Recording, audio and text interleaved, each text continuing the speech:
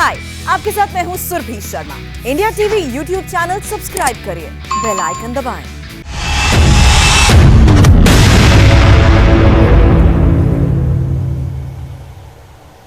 कश्मीर को लेकर प्रधानमंत्री मोदी की जिस पहल का इंतजार पूरे देश को था, वो थोड़ी देर में शुरू होने जा रहा है। 8 पार्टियों के 14 नेता इस मीटिंग के लिए प्रधानमंत्री आवास पर पहुंच चुके हैं और अब से तकरीबन 7 मिनट के बाद, यानी ठीक दोपहर 3:05 पर गृह मंत्री अमित शाह इस बैठक में पहुंचेंगे इन नेताओं के बाद सबसे पहले।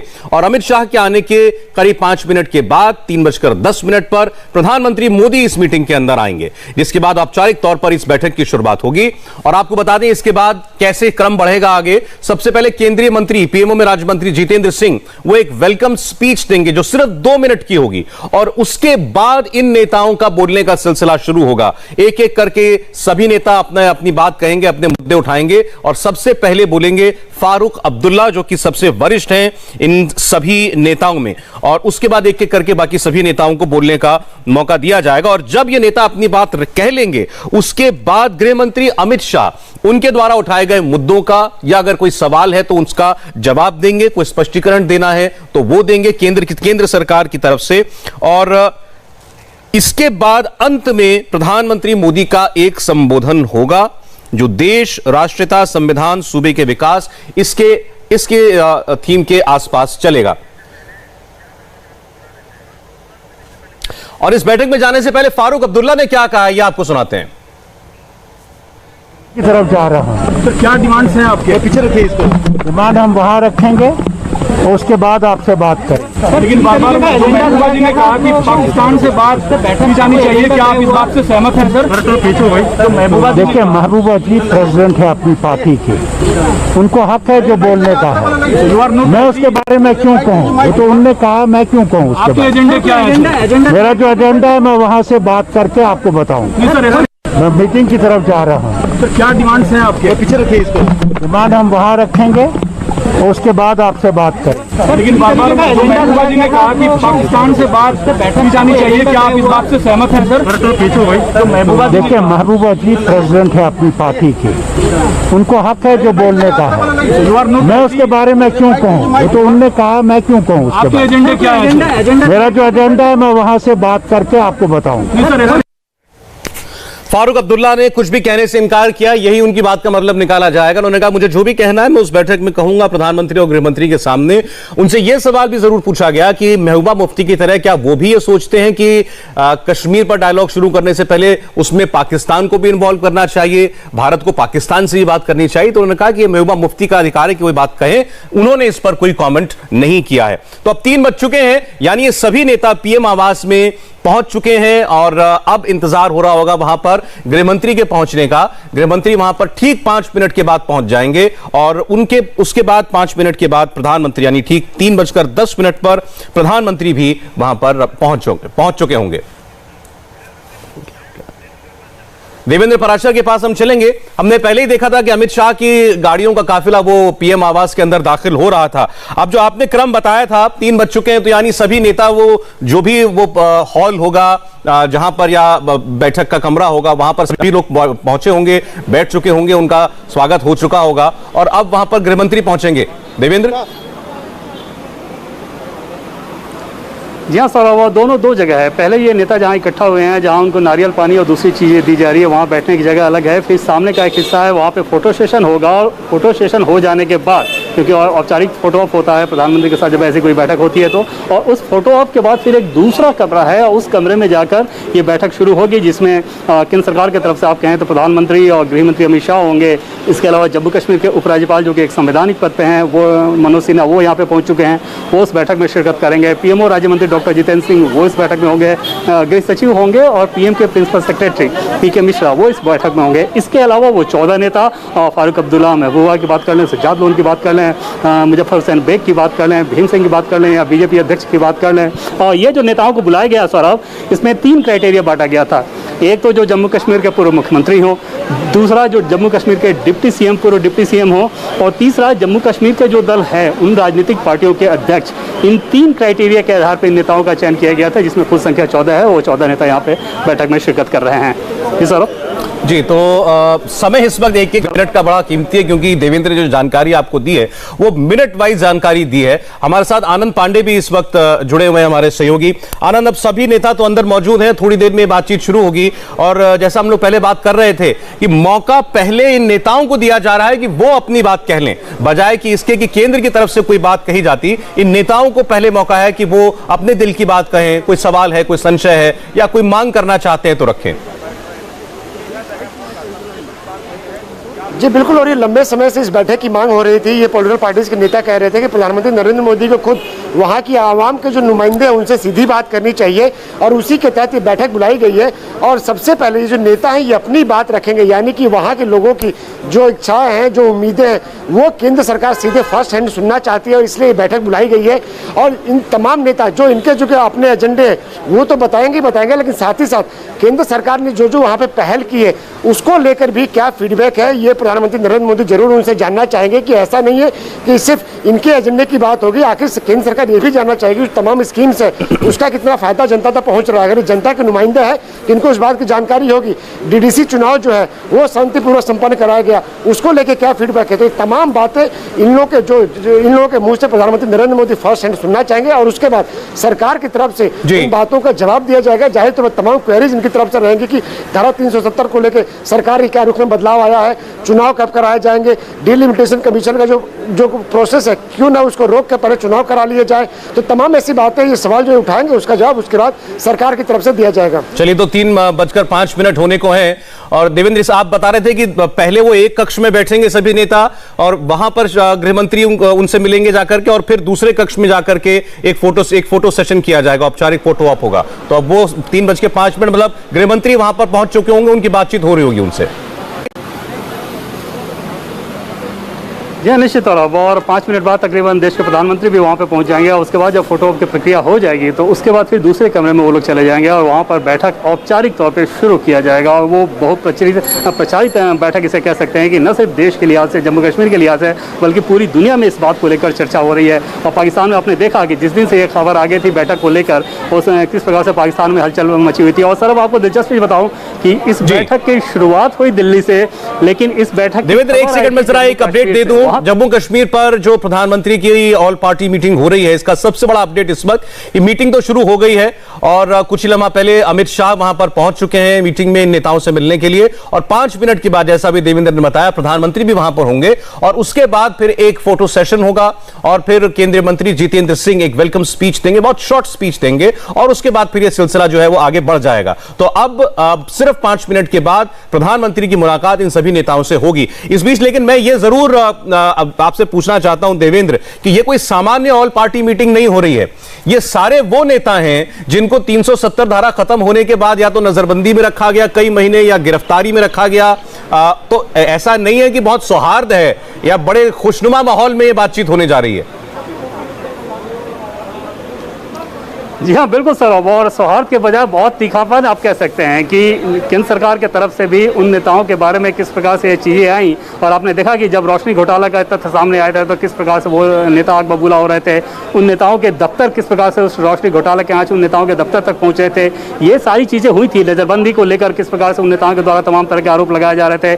फारूक अब्दुल्ला यहाँ जब पार्लियामेंट में आते थे तब अपनी बात कहते थे, तो एक बहुत तीखा माहौल निश्चित तौर पर था। लेकिन उन नेताओं के पास भी विकल्प नहीं था, और केंद्र सरकार के पास भी आप कह सकते हैं कि इसके अलावा कोई और चारा नहीं था कि जम्मू कश्मीर में अगर वही दल हैं तो एक बार आपको ये टेस्ट लेना है। हालांकि सर मैं एक चीज़ आपको और बताऊं कि ऐसा नहीं है कि प्रधानमंत्री के साथ ये जो बैठक आज हो रही है इस बैठक की कोई सीरीज होगी, ये एक बैठक हो रही है, और इसके बाद जो चीज़ें होंगी वो प्रदेश के स्तर पे होंगी या गृह मंत्री के स्तर पे होंगी, प्रधानमंत्री के स्तर पे बार बार बैठक नहीं होगी।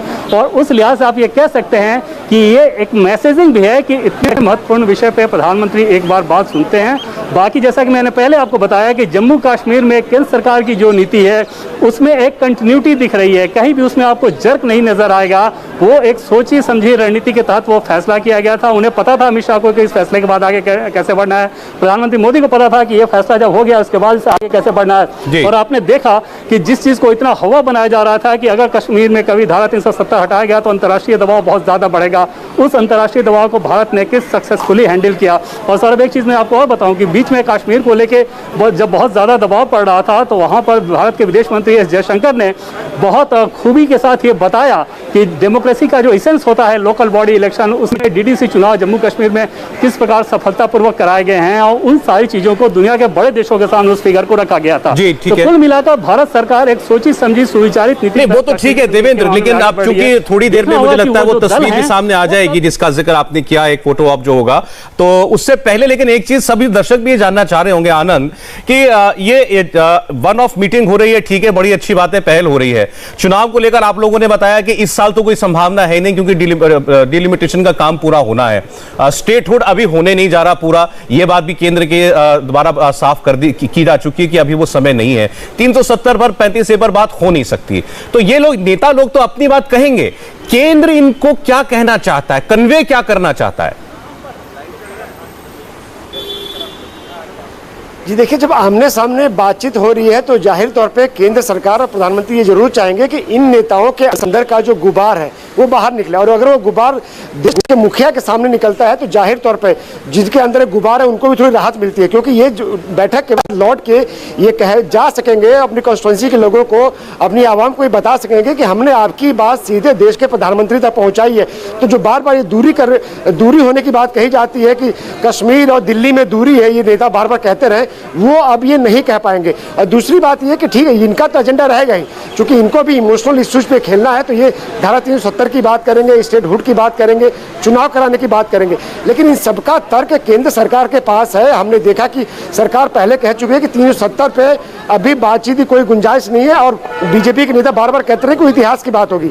और रही बात स्टेटहुड की, वो भी एक इमोटिव इशू है जम्मू कश्मीर के लोगों के लिए, तो उसको लेकर भी केंद्र सरकार और खुद प्रधानमंत्री ये कह चुके हैं कि स्टेटहुड तो दिया जाएगा, लेकिन उसके लिए सही समय का इंतजार करना पड़ेगा, हालात बेहतर होने का इंतजार करना पड़ेगा। और रही बात चुनाव की, तो डिलिमिटेशन कमीशन जो अपना काम कर रही है ये उसी प्रक्रिया का हिस्सा है। एक बार ये रिपोर्ट अपनी सौंप देगी, उसके बाद चुनाव भी करा लिए जाएंगे। तो जब गुबार निकलेगा, पीडीपी के नेता हो, एनसी के नेता हो या सीपीएम के नेता हो या तमाम जो वहाँ के जो पोलिटिकल पार्टीज के नेताओं को बुलाया गया, तो उनको भी ये रहेगा कि लंबे समय बाद वो प्रधानमंत्री के रूबरू रहेंगे, उनके आमने सामने बात करेंगे। तो ठीक है आनंद, एक सेकंड रोकता हूं आपको मैं। अभी इस बैठक से जुड़ी इस वक्त का अपडेट दे दें। प्रधानमंत्री मोदी इस मीटिंग में पहुंच गए हैं, ठीक 3:10 पर उनको नेताओं के सामने उनको आना था, और इस वक्त वो सभी नेताओं से मिल रहे हैं। अब प्रधानमंत्री मोदी के साथ एक फोटो सेशन होगा, एक औपचारिक तस्वीर खींची जाएगी, और उसके बाद केंद्रीय मंत्री जितेंद्र सिंह अपनी तरफ से एक छोटा सा संबोधन देंगे, 2-2.5 मिनट का एक वेलकम स्पीच होगी, और उसके बाद फिर ये बातचीत की प्रक्रिया शुरू होगी। तो इस वक्त जब हम आपसे बात कर रहे हैं तो अब प्रधानमंत्री, गृह मंत्री और ये तमाम नेता सब एक साथ हैं। क्या खबर मिल रही है देवेंद्र आपको?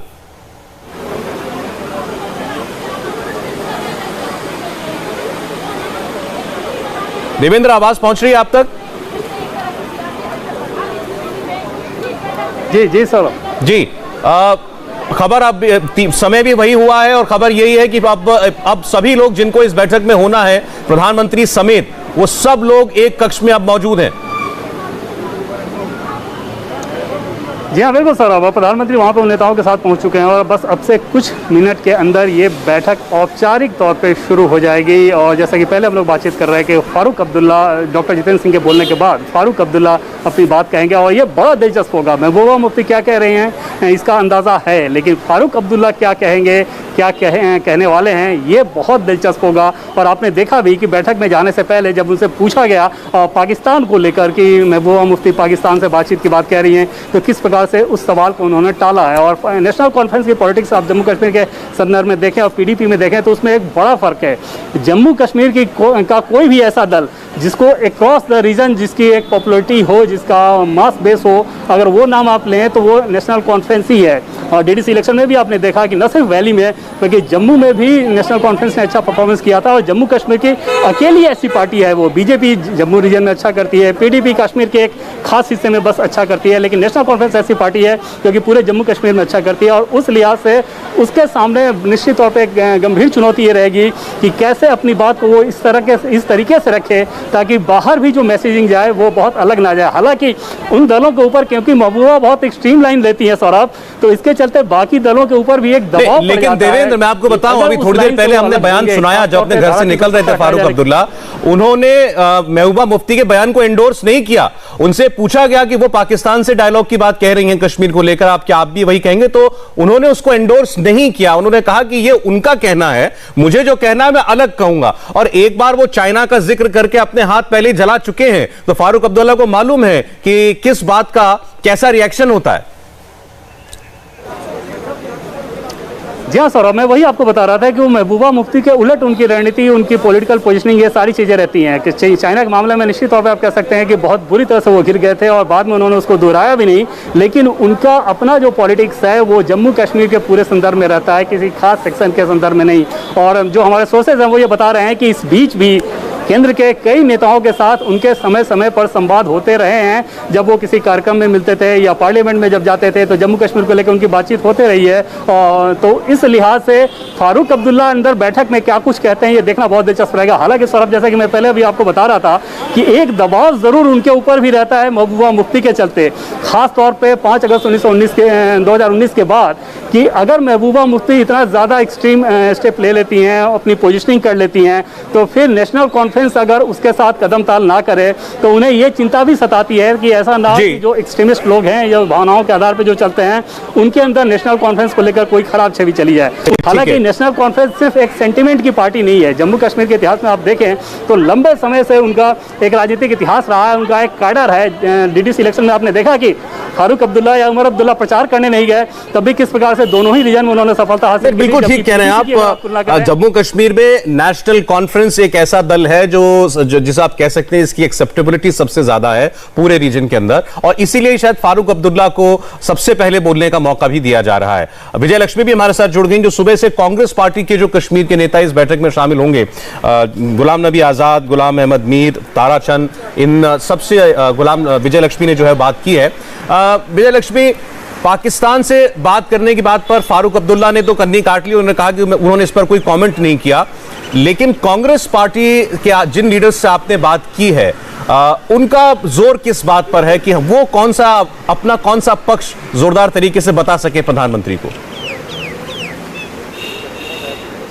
देखिए, कांग्रेस पार्टी लगातार से यही कह रही है कि जम्मू कश्मीर के आवाम की और जम्मू कश्मीर के मुद्दों की बात करने के लिए उनके नेता मीटिंग में जाएंगे।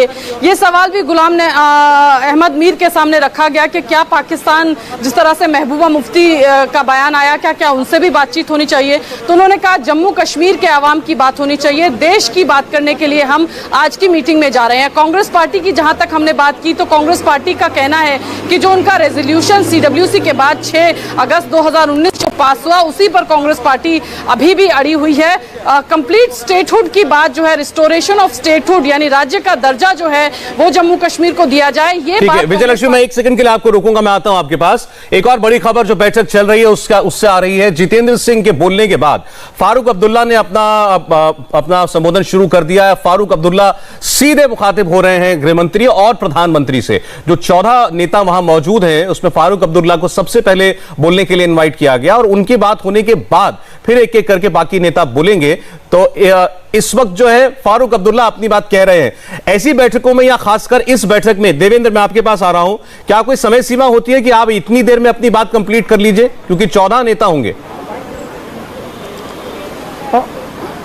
आमतौर पर सौरभ, जब प्रधानमंत्री की बैठक होती है तो उसमें टाइमलाइन फिक्स रहता है, लेकिन आज की बैठक में नेताओं के लिए कोई ऐसा टाइम नहीं रखा गया है। हाँ, इतना जरूर है कि क्योंकि आप देश के प्रधानमंत्री के साथ बैठे हैं, उनका एक मिनट महत्वपूर्ण होता है, तो उन नेताओं को भी हमें यह बताया गया कि भली भांति ये एहसास रहेगा कि कैसे कम शब्दों में अपनी बात कहनी है, लेकिन उसके लिए कोई फिक्स टाइम नहीं रखा गया है कि आपको इतना देर ही बोलना है। और ये उम्मीद जताई जा रही थी कि तकरीबन 2.5 घंटे तक की ये बैठक चल सकती है। डिपेंड करेगा इस बात पर कि कौन सा नेता कैसे बोलते हैं, कितना बोलते हैं। फारूक अब्दुल्ला निश्चित तौर पर ज़्यादा बोलना चाहेंगे और लोग उन्हें सुनना भी चाहेंगे। आपने देखा कि जैसे इस बैठक का इन्विटेशन गया, पहले श्रीनगर से एक खबर आनी शुरू हो गई थी कि बहुत संभावना इस बात की है कि महबूबा मुफ्ती ये चाहेंगी कि सिर्फ फारूक अब्दुल्ला ही प्रतिनिधि के तौर पे जाएं, गुप्तकार के प्रतिनिधि के तौर पे, जबकि जो इन्विटेशन था उसमें गुप्तकार को लेकर कोई इन्विटेशन नहीं था। उन सभी दलों को, जैसा कि मैंने पहले आपको कैटेगरी बताया था कि सीए, पूर्व मुख्यमंत्री, पूर्व डिप्टी सीएम, प्रदेशों के अध्यक्ष, उस आधार पर इन्विटेशन दिया गया था। लेकिन फारूक अब्दुल्ला को सब कोई आगे कर रहा था और जाहिर तौर पर जम्मू कश्मीर के सबसे बड़े नेता हैं अभी के समय में, तो उस लिहाज से अभी जब वो बोलना शुरू किए हैं तो बाकी दलों के भी। देवेंद्र, मुझे ब्रेक लेना है, एक चीज और क्लियर कर दीजिए। अगर एक पार्टी से तीन नेता जा रहे हैं, कांग्रेस पार्टी से भी जा रहे हैं, बीजेपी से भी जा रहे हैं, फारूक अब्दुल्ला, उमर अब्दुल्ला दोनों जा रहे हैं, तो जरूरी है कि हर व्यक्ति ही बोले या पार्टी का कोई एक रिप्रेजेंटेटिव ही बोलेगा? ये उस व्यक्ति पर निर्भर करता है, उस दल पर निर्भर करता है। जो इनविटेशन दिया गया है सौरभ, वो इंडिविजुअल इनविटेशन दिया गया है और सबको बोलने के अवसर के तौर पर, सबको बोलने के मौका के तौर पे ये इनविटेशन दिया गया है। उसमें ऐसा नहीं है कि अगर आप एक पार्टी से 3 लोग हैं तो कोई एक व्यक्ति ही बोलेगा। हाँ, अगर कोई ना बोलना चाहे और अपने आप को इंडोर्स कर दे अपने नेता के साथ तो वो अलग बात है, अदरवाइज सबके बोलने के लिए स्पेस रखा गया है। चलिए ठीक है, तो इस बड़ी खबर पर ये सारी इनसाइड इंफॉर्मेशन, सारा अपडेट हमारे रिपोर्टर्स आपको दे रहे हैं। फारूक अब्दुल्ला फिलहाल बोल रहे हैं और उनके बाद गुलाम नबी आजाद बोलेंगे और फिर महबूबा मुफ्ती। बने हुए इस बड़ी खबर पर और जानकारियों के साथ लौटेंगे इस छोटे से ब्रेक के बाद। हाय, आई एम सुरभि शर्मा। खबरों से अपडेट रहने के लिए India TV YouTube channel subscribe करिए, साथ में बेल आइकन जरूर दबाएं। जुड़े रहें इंडिया टीवी के साथ।